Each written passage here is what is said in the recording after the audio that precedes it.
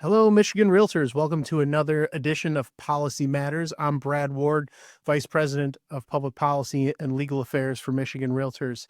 After a successful week of advocating in Washington, D.C., as part of the Realtor legislative meetings that NAR hosted, happy to report that 21st Century Road to Housing bill did get passed by the U.S. House of Representatives and is on its way to the president for his signature.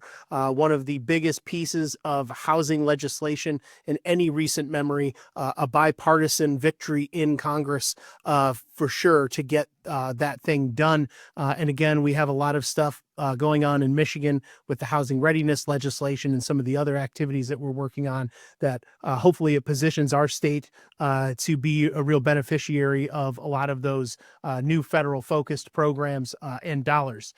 Back here at the state level, we are in the middle of budget season. The state budget is statutorily due by July 1st.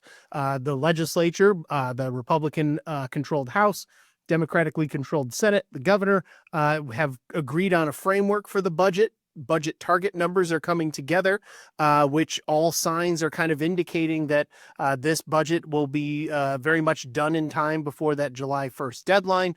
The important piece for Michigan Realtors in there is that there is full funding included in both the House and Senate budgets for Michigan Realtors CE Marketplace. All of you know the CE Marketplace is where you track and get your continuing education hours approved. This touches every licensee, not just Michigan Realtors. Michigan Realtors took over tracking and approval of real estate continuing education from the state of Michigan about 15, 16 years ago.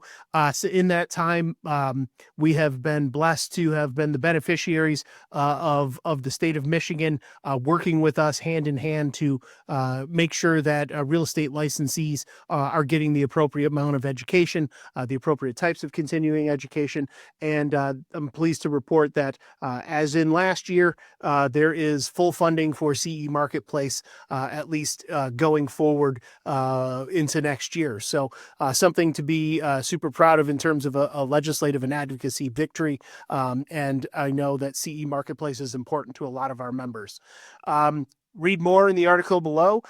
With that, this wraps up my edition of Policy Matters for this week, and look forward to seeing you.